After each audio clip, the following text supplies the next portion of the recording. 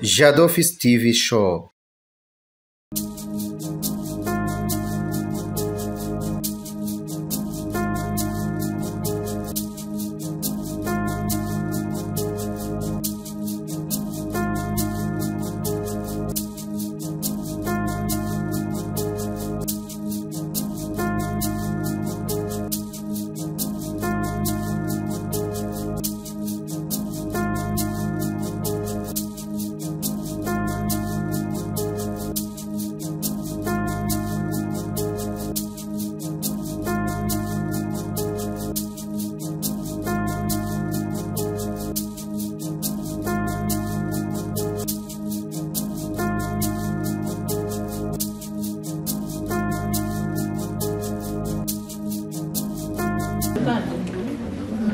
Jewe gasaba chance maze kumva icyo amategeko ategeka abashingiranywe nemeye nta gato wowe Bizimana Mariam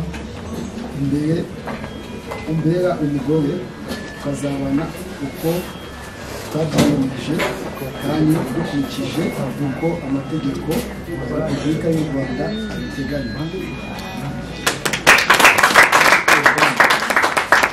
Mariam maze kumva icyo amategeko ategeka abashingiranywe nemeye nta gahato ko wowe Gasarabwe Chance ambera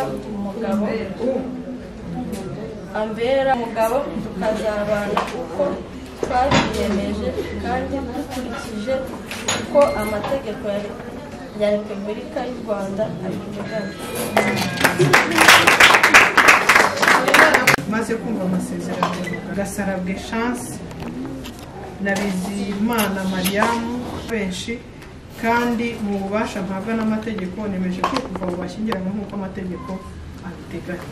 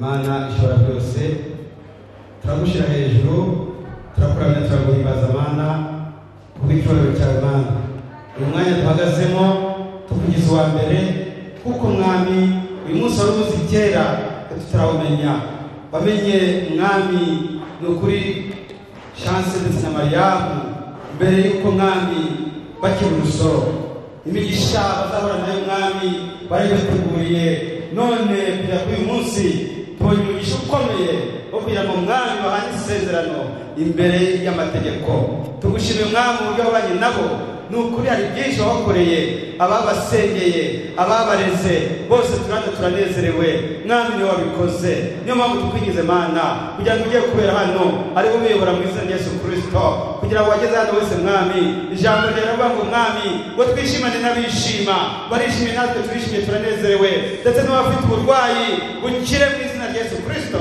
kugira ngo uyu munsi w'umunezero urakoze Mana kugiye kubana natwe uragira mwami urayoboye gahunda ubane nawe kandi natwe twese Mana turanezerewe ariko ibyishimo byacu mwami bibe muri wowe bibe byo muri Yesu ni mwiza Yesu tubisabye amen. Rero reka bashimire ko mwahisemo kuza mwahisemo nk'uko bahisemo kugira ngo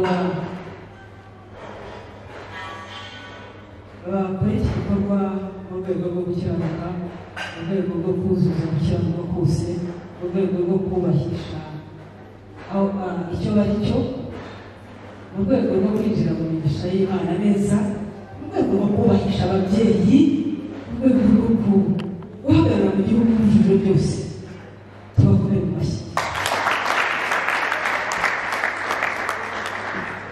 Ndacyabashimira amahitamo yanyu. Uyu munsi ni umunsi w'akazi uyu munsi nashoboraga guhitamo kugira ngo ibituriro byose by'ubuzima ariko ndacyabashimira mwese ko mwahisemo kuza kunezerwa n'uyu muryango twongere twikomere mu mashyi. Rero Chance na Miriam ndabashimiye barayibabwiye koko urabizi ko mufite ababyeyi bababyaye mwese Imana ikabahuza mu kubaka mukaba murimo mubitwereka neza ariko ndagira ngo nanone nshimangire ko muri ubu buzima bahisemo neza bakaba bafite n'ababyeyi mu mwuka tujya tubivuga ngo ababyeyi mu mubiri no mu mwuka abatabizi rero babishimangireho gakeya tubyara abana mu mwuka tukabatoza kubaha Imana rero abana turabayoboye ndetse n'ababagaragiye nabo turabayoboye na benshi mureba ngaha turabayoboye ibyo nabyo tubishoreshwa n'Imana. Rero ni muri aka kanya nshaka gufata akanya ko gushimira Imana kugira ngo tunezerane nabo nshaka kubwira twese abaraha ndashaka kuvuga mu magufi akamaro k'amahitamo imbaraga ziri mu guhitamo arunyumva imbaraga ziri mu guhitamo kugira ngo mugenzi ufite amahitamo agira akamaro iyo wahisemo neza agira akamaro iyo wahisemo bigambiriye agira akamaro iyo wahisemo uzi icyo ushaka ariko nanone n'uhisemo nawe agira ingaruka mbi. Rero imbaraga z'amahitamo muri ubu buzima ntari najya mu ijambo ry'Imana twese turabizi. Rero narinze ndi mu buzima tugira amahitamo uretse umuntu adafite ko icyo yabikorera. Kuvuka kwawe nta mahitamo n'ikindi no kugira ngo ariko bivuga muzi ko biba no kugira ngo ariko muzi ko biba kuvuka no gupfa kuvuka no gupfa byonyine bifitwe n'umurimo wari mu ijuru n'isi kandi turimo twese, ariko ibisigaye byose tubifitemo amahitamo. Ni nayo mpamvu navuze ati kuri ibi birori by'umwana wacu umukozi w'Imana Chance na madamu kandi noneho bafite umugisha bahagarariwe burya kugira umuntu utangiye guhamya ni byiza. Aba mureba uriya mukozi w'Imana Pasiteri Matayo na Pasiteri Dokasi nabo ni abashumba babashuke urakagira Imana bakazira umubyeyi guhagarara bakaguhamiriza rwose n'ubuze. Rero mwakoze cyane, mwahisemo muravuga muti turashaka guhitamo ariko abashumba bacu bahagarara ku ruhande. Imana ibahugisha ndavuga kugaragaza guhitamo.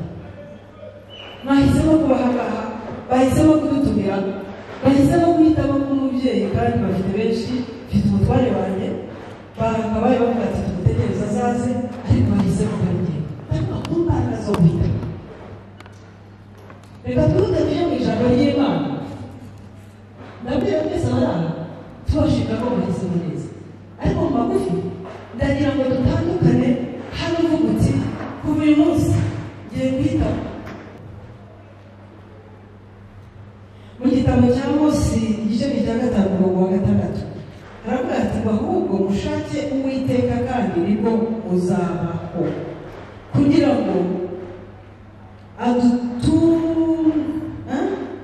ngo udatungurwa inzu ya Yozefu amaze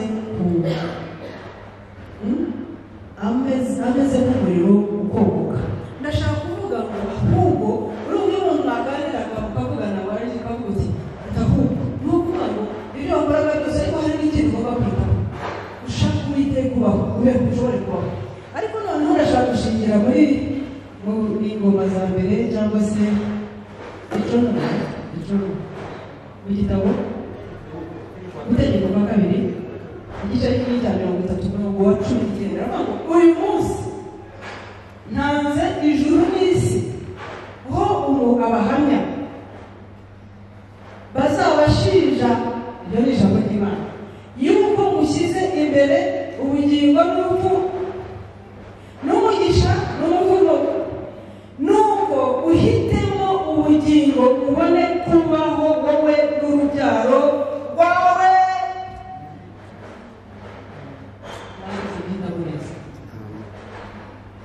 Imana mu ijambo ryayo kubiri byamuritswe n'Imana ijambo ryayo aravuga uyu munsi mbashyizeho abahamya, ijuru n'iremeye n'isi, ubwo ni ukuvuga iki n'ibirimo byose nko kuba umuhamya, kugira ngo ushobora guhitamo kubaho cyangwa ugahitamo ko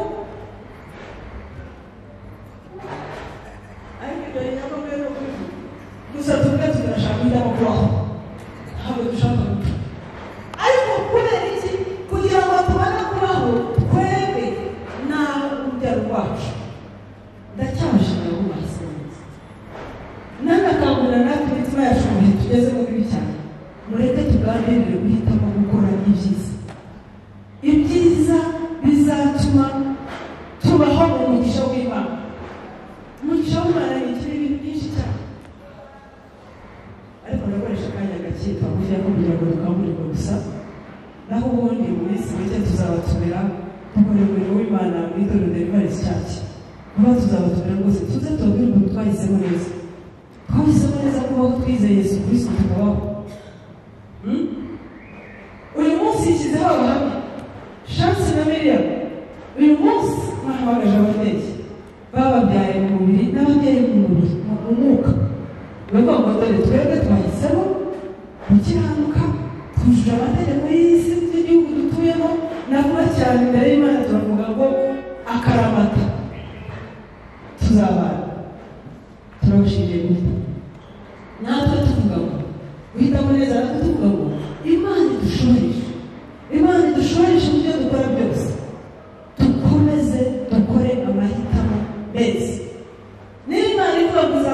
imirimo nzamugisha imirimo y'amaboko yanjye mpitemo gukora ibyo nkoze nzi neza ko Imana izashoboresha kandi ikampa umugisha. Abasore n'umwe muri aho abwira inkumi cyane muhitemo neza mwemerera abagabo bizera Imana. Ntabwo ninda ndavuga ko umenye ko Imana isaba kuvuka ikakurinda ugejeje uyu munsi uyu munsi ni Ikinyarwanda uyu munsi ariko ndabasabye mwese ngo haleluya. Niba Imana yarandinze yambo tubyigisha Imana ikakurinda byagari biri kwica Imana ikakurinda y'imodoka n'ibyica Imana ikakurinda ikatunyuza muri bya bihe byose yahisemo kugira ngo ndabakoreho tubiheshe icyubahiro. Nititaba neza muzagira umugisha ku rubyaro rwawe. Ndavuga n'abatari babyara hitamo neza kugira ngo urubyaro rwawe ruzabe urumugisha. Duhitamo neza kugira ngo igihugu cyacu tube abanyarwanda b'abanyamugisha. Umugabo Yesu arimo aravuga ati ndabibona mwebwe mwahisemo gukora ibyaha muzikoreshe amagambo yanjye ndabibona mwebwe mwahisemo gukora ibyaha mwizeye ibigirwamana ariko njyewe n'inzu yanjye mpisemo gukorera Uwiteka. Harimo guhitamo. Ndagira ngo shimangira kugira ngo Imana idushoboreshe amahitamo meza dushimira Imana ko mwahisemo neza. Baduhamagaye hano n'ababyeyi ngo tunezerwe ko bo bari mu nzira zo gukiranukira Imana kandi tuzirikana ko dushoboreshwa n'Imana. N'ikindi gihe gikwiriye tuzahagarara imbere y'abashumba bavuga n'ababyeyi tubarambika ibiganza ngo mwarakoze gukundana mwarakoze kubyara abana kandi mugiye gukomeza kubyara abandi. Amen. Ngiye mu ijambo ry'Imana byaba byiza ariko hari ukuntu Imana idukangurira guhitamo neza kuko turi mu bihe bituma duhitamo kuko ibihe bishaka ariko hari unyumvisha hari turi mu bihe bishaka ko duhitamo nk'uko ibihe bimeze. Niba ukora hariya kugira ngo muri buke ubone ukura fariseri hitamo uvane muri ya zeru niyo ihitamo ariko tumenye ko Imana ishaka ko muri ibi bihe bikomeye duhitamo neza. Ndasoza mvuga ngo Imana izi ibyo wifuza Imana izi ibyo wifuza Imana izi ibyo wifuzaga watangiye guhitamo ariko duhitemo neza. Si Ikinyarwanda duhitamo neza kugira ngo twinjire mu mugisha w'Imana. Ushoje kuvuga ngo urugo rwawe Imana iruhugishe hasi. Babyeyi mureke dufatanye tuvuge abana bacu Imana ibaha abana bacu bubakire abana bacu Imana ibigishiriza abana bacu ibigega byabo ntibizigera binyuramo abana bacu baza kubatiza abashyitsi abana bacu bazabikoresha by'Imana abana bacu bazaba abanyamagara mu gihugu cyacu abana bacu bazabahisha Imana. Ushobora kuvuga ngo babuze guhitamo kandi turahari mu bujyanama n'ubufasha bwose Imana ibaha.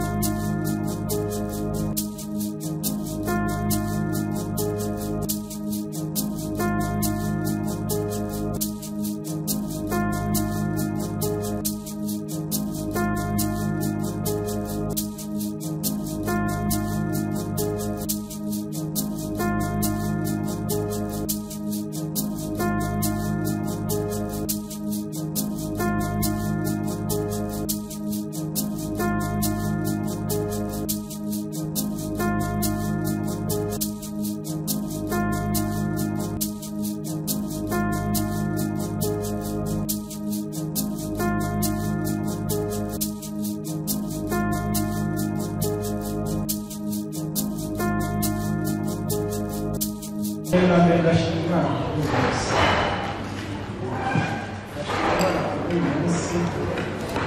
hari ibintu bitatu bibuze kuvugaho. Ikintu cya mbere, Mariyamu, Bizimana Mariyamu ni mushiki wanjye. Bizimana Mariyamu ni Bizimana. Ukavuga mu muryango w'Abasilamu. Ndibuka ngiye Butare, yizwa bwa mbere naramuhamagaye namuganira. Mariyamu, uzi ko nakije? Ngo ngo bamudobaza bakije. Bamudobaza kubyara bakajya kurana nawe igihe. Arangije ndamubwira ati nakwishimira gupfa, nakwishimira kuba turi masaha kugira ngo nzakure ubuzima bwanjye bwose. Ndamubwira nti icyo nzi cyo umwana mama pasiteri yavuze, umwana igihe umwanya wo guhitamo hanyuma n'ibihe bikagenda kubaho. Ubwo rero ndashima Imana yuko yahisemo neza agakizwa kuko ubwo sitati ya mbere tukaba turayihuje. Navuga nti niba duhuje amaraso tukaba duhuje sitati y'ubukristu, nahoraga asezera ikintu kimwe, navuga nti Imana uzabe duhuza abashiki banjye sitati y'uko turi habiri twashaka uburyo bw'imana kugira ngo mu gitondo shansi mu mwanzi invitation navuga nti invitation imwereze kugira ngo mbashe kuhaba igihe kinini. Arambwira ngo ndavuga nti ariko nizere yuko mwibutse ubwo rwego twabikoze. Nta kindi namusubije nagira ntarekera amamvitation nsaba urushya kuza. Shima Imana rero ko yemeye kuba bworoshye mu bahanga b'umusozi. Ndashima Imana ku bwa Chance. Chance ndanicara nkibaza ni murumuna wanjye, ni murumuna wanjye, ni mubyara wanjye, ni inshuti. Chance nkabura kategori mushyiraho. Chance nta kintu ashobora gukora atambwiye, Chance nta kintu ashobora kugira kubona atambanye kubwira ngo mfite iki ngiki bimeze uti. Rero ikintu cya mbere nshimira Imana mu mwanya nuko uyu munsi Chance na Mariyamu babaye umugore n'umugabo mu buryo bwemewe n'amategeko. Tugiye gusenga Imana bazaba umugore n'umugabo mu buryo bwemewe n'itorero. Ndongera gushima umugore wanjye byiza. Abantu benshi niyo baje kudusura niyo abantu baje kudusura mu rugo, Mariyamu ni umuntu w'iwacu inshuro nyinshi. Ni umuntu tugira abashyitsi kugira ngo Mariyamu azi guteka neza, tugira ibirori abantu beza y'abantu tukabaza Mariyamu azi guteka neza. Nkajya tugeze kugira ngo eventi y'abantu bagira aho shima abantu bose sinamushima. Impamvu ntamushimye ari iyi, nagira ngo ndebe ese ubwo namushimiye imbere y'abantu ubutaha nimuhamagara azaza kugira ngo ndebe ko azivumbura avuga ati abandi impano njyewe akagiyambaza mu bintu bikomeye nkaza ariko nta munsi akagira. Ndamushimira rero uyu munsi ni umunsi mwiza wo kumushimira kubera yuko yiyemura. Mushiki wanjye ntabwo namugira. Shimira Imana kuko uyu munsi mu gitondo nabyutse mbwira madamu mu gusenga. Sinatekereza ko turi bubone abantu bangana gutya. Ndashima Imana ko azi inshuti. Navuga byinshi narondora. Shima Imana ko yampaye umugore. Shalom. Shalom. Nami siwezi kosa shukuru Mungu kwa ajili ya kakaangu. Arashimira Imana ku bwa musaza we. Unabura kushimira Imana ku bwa musaza wanjye. Kakaangu haiko hivyo ananipata make kuko ba wili kisha yeye. Uyu musaza wanjye ntabwo ari umurikira hagati yanjye nawe harimo abana babiri. Kama Mungu anatunemeshia tunafika siku ya leo ya kila mtu. Niba Imana yatugiriye ubuntu bwo kugera kuri uyu munsi ntabwo ari buri munsi hagera. Mtu anasemaga icyo umuntu avuga jina njoo umuntu izina ni ryo muntu. Jina yake Chance. Izina ry'imana yikwe tulizaliwa tuko mmefu. Bavuze turi abana 9. Lakini kuna wakiamba kwa wawili washatoweka, kuna Lakini wale wa seti make tunapata saba wengine washafaa ndoa make dadetu wa kwanza na yeye kaka wa mwisho. Ubu chance ndio wa kabiri mu muryango wacu rwose ubukwe bwe bari mu Nasema jina la Bwana libarikiwe. Navuze kuzina Imana yacu yagucyura. Ya pili ninashukuru tena kwa Mungu sana. Cyangwa nishimye Imana cyane. Tulikuwa mimi naishi Kongo. Yego muri Kongo Nipeke mko na yale kuko tunapitia Kongo. muziki turi kuba mu hirya mu burasirazuba bwa Kongo. Lakini nilikuwa naambia Mungu kila siku, Mungu nisaidie nifikake kwa mariaji ya kaka yangu. Ariko nasenga mbiri Imana uzamfashe ngere mu bukwe bwa mfana waje. Mungu ni mwaminifu. Kuko Imana ni umwizerwa. Jana 11 ndio nikapata gisi ya kukuya, nikasema Mungu nakimbia maombi nilikuliaga. Depusha sasa niambia ndafa simu haya niambia ndafa mariaji mimi naanza kumilia chance ile acha. Sasa jana sasa niliingia mobisi tena akose tuaza sifiki hapa Kigali, nikasema ingine jina la Bwana libarikiwe. Nongeye gushima Imana ko ejo saa 5 nibwo nabashije kuza. Hashize amezi 6 chance abwira ngo azakora ubukwe abisengera nabyo nabishima Imana ko nabonetse. Wengine ya pili mkono niko naongea sana kwa telefoni, mametu uko mbali. Nabona niko cyane kuri telefone mama wacu ari kure. Lakini anawaombea baraka, mshikamane. Mama arasabye umugisha mwinshi muzakume hamwe.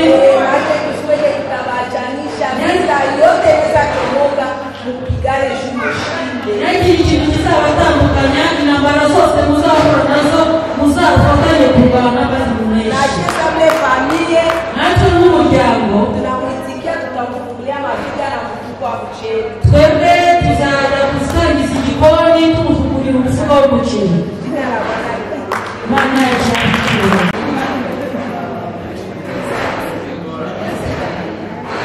Elias wa Mariana. Papa we musaza.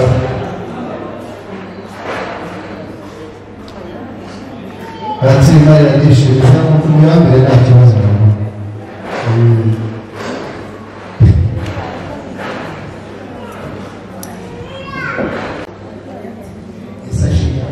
Ahimbazo. Niwe neza. Biriwe. Murakoze cyane. Bahagaze hano bagiye na chance. Kazi bagiye twandikira ngo ye kuwa chance arasoma kandi tuzikari kwishima. Kandi ikindi Imana ikomeze irashyigikire urugo rwabo rukomere bazabure akakubwira.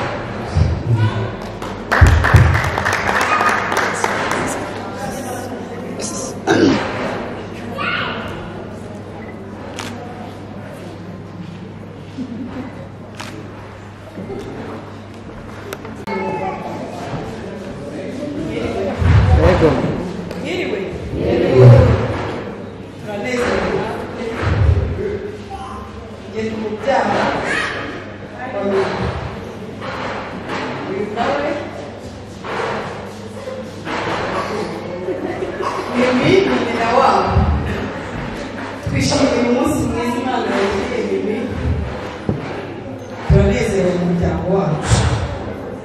Umuvandimwe wacu n'abanyamuryango cya Kristo. Ikindi Imana ikaba itangira imigisha y'urugo. Dufite ishimwe rikomeye cyane mu mitima yacu. Turanezerewe cyane cyane twe tumuzi turabana dukina turanezerewe. By'umwihariko nanjye ndanezerewe cyane cyane. Iki ni igihamya Imana iri gukora akazi mu muryango, kandi twizeye ko n'abandi Imana izakora imirimo.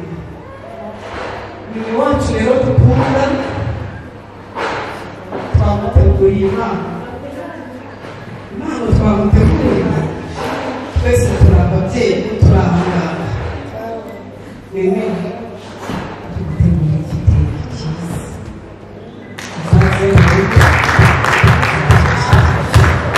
Ugukenyera ugukomeye kandi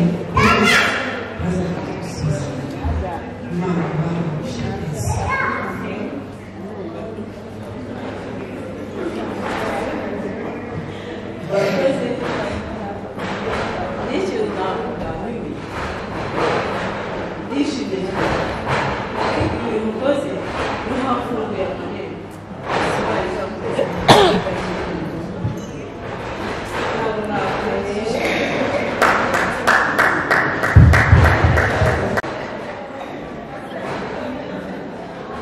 Kemisi ko nawe twariganye ijambo cyangwa umwanya.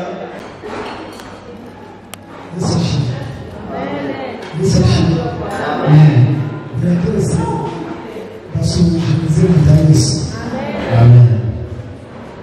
Ikindi kandi ndashimira ababyeyi banjye bo mu mwaka ariwe Bishop ndetse n'ababyeyi bacu b'imiryango babashe kubana natwe.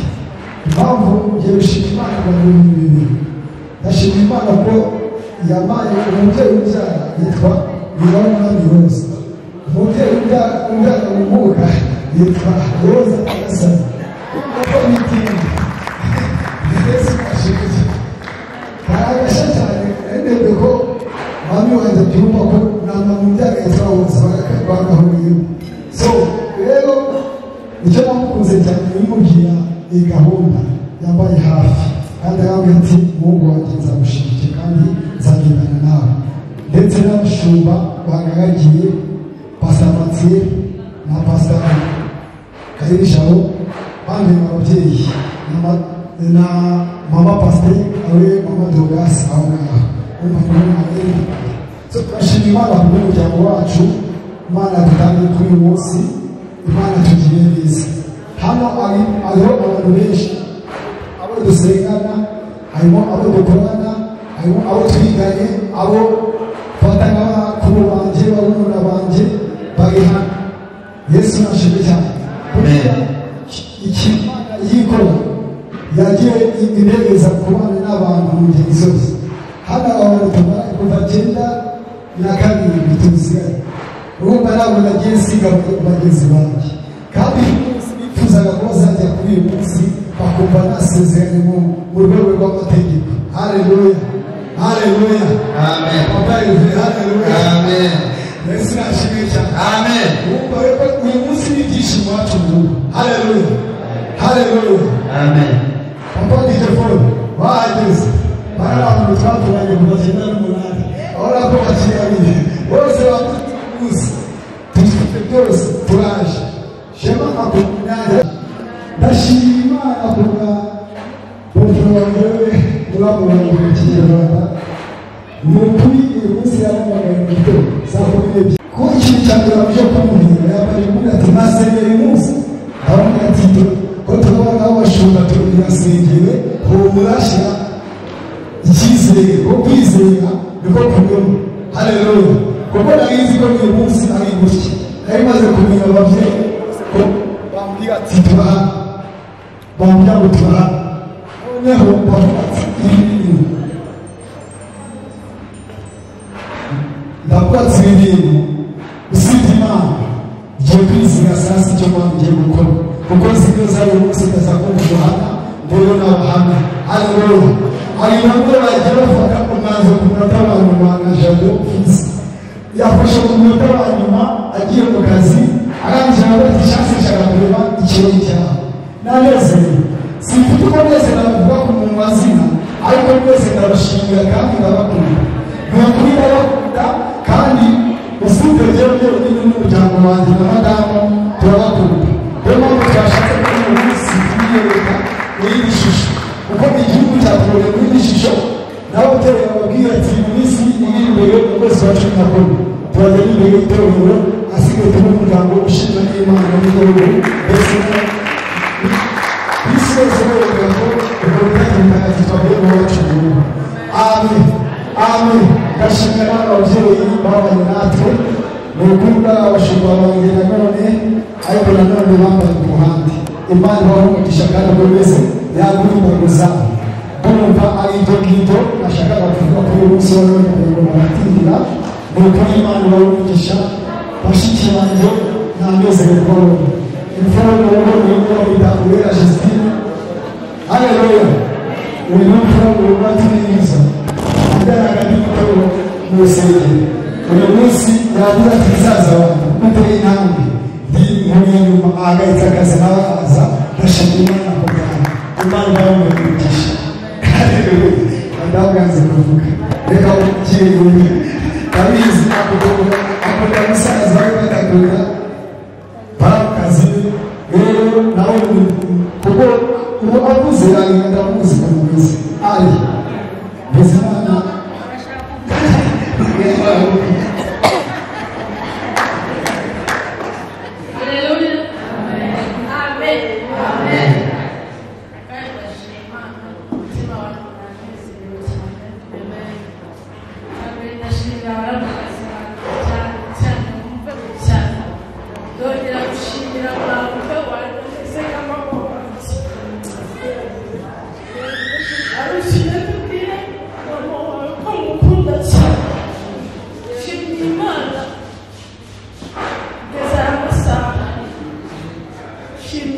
ko nongeye nkabona umubyeyi nakwita mama ukamwita mama.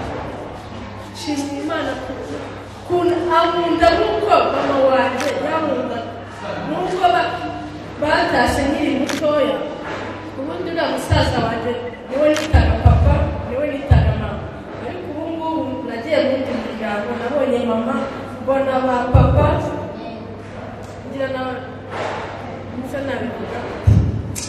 Ejo bundi Benjamin yanyohereje akantu, numva ndanezerewe cyane. Mugende mumbwire Benjamin nanjye ndamukunda cyane, mubwire ko mukunda, nanjye mubwire ko mukunda cyane. Ndashimira Imana bwa Bishop. Uyu munsi wacu ni umugisha kubona umubyeyi mwiza. Abantu babona hano nabo bafata n'ababyeyi babo. Sinshobora kurara bahari, sinabura isukari bahari, sinabura ifu y'igikoma bahari. Nshimira Imana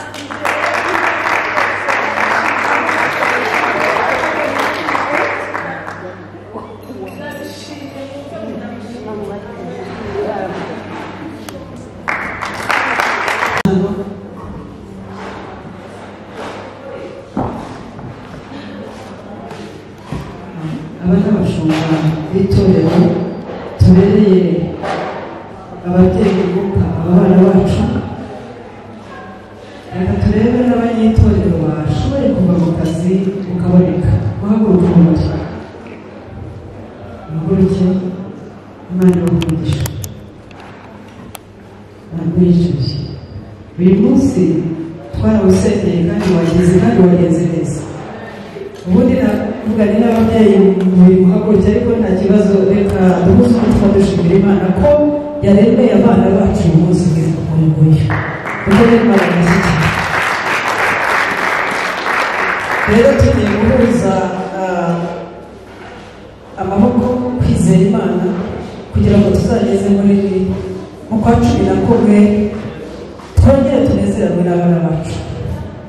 Ndagira ngo nsoreze mu ijambo riri muri Yosuwa 24 umurongo wa 15. Ndacyari ku ijambo ryo guhitamo, the power of choice. Ndacyari ku ijambo ryo guhitamo. Risomere twasengere dusoza dukomeza kubashimira ngo bakoze guhitamo neza. Uretse ko nk'ababyeyi turanye ko ntabwo rwose no kuvuga izina umuntu wakuze kuvuga ngo izina si byiza, ariko ababyeyi baradukunda bakatugirira bakaduha utuzina nka twa Mimi. Sakabyirira Mimi humura, turahari komereza aho kandi Imana ikubikiye iracyakomeza kubakira. Hadusomere bisoze Yosuwa 24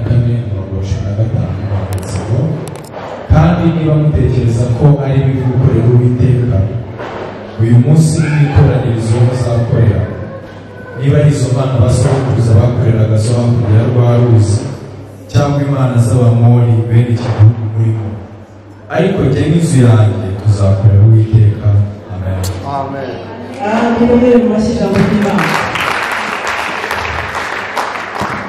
Abanyarwanda turabizi ko habaho ibyo dukora tukongera tukabikora tukagira no gushimangira. Ibyo biri muri ayibuka gushimangira, bakagutera aha ugasubira ugashimangira. Nanjye ndashaka gushimangira amahitamo meza. Uyu mugabo Yosuwa ndashaka kugira ngo tuvuge tumushyire muri uyu munsi wacu. Ati niba mutekereza ko gukorera Imana atari byiza, ari bibi, zazindi zo hakurya, zazindi z'aho dukomoka mu babyeyi bacu, zazindi zo kuraguza, zazindi zo guterekera, zazindi zo kwizera amafaranga, zazindi yashobora kuvuga ati ndagira ngo mbabwire abagabo bateraniye aha ngaha mwese, cyase turamuzi, ndumva mvuga umutima we. Aba mureba n'abakozi b'Imana mu rusengero niba abana badahwema kuza kuvuga ngo dukore iki, ndumva nakora iki, nkora iki, ndumva nakora iki, nk'umuntu nk'ubu nanjye nshoboje mvuga ngo nk'uko Yosuwa yavuze ati ndababwiye ngo njyewe n'inzu yanjye tuzakorera Uwiteka. Ndumva nakavuze ayo magambo guhaguruka haguruki aho muze hano, aho uzi neza ntashidikanya ko Chance arimo abivuga na Mimi n'umudamu we n'umufasha we, avuga ati njyewe n'inzu yanjye tuzakorera Uwiteka. Wenda inshuti mwakoranye n'abo mwakoranye n'abo mwiganye bakorera muri Deliverance Church, umwana wabo mukuru umuririmbyi n'ugakira umwana, n'undi mutoya mu bana bo kajya ikora ry'imanje Sunday School yigisha abandi bana ijambo. Ikigaragaza uyu muryango ko wahisemo gukorera Uwiteka, kandi icyo nakwatura ntashidikanya ni uko Imana wahisemo gukorera ntabwo ari bayari. Imana ibubakiye kugeza iki gihe, yamahitamo meza akoresha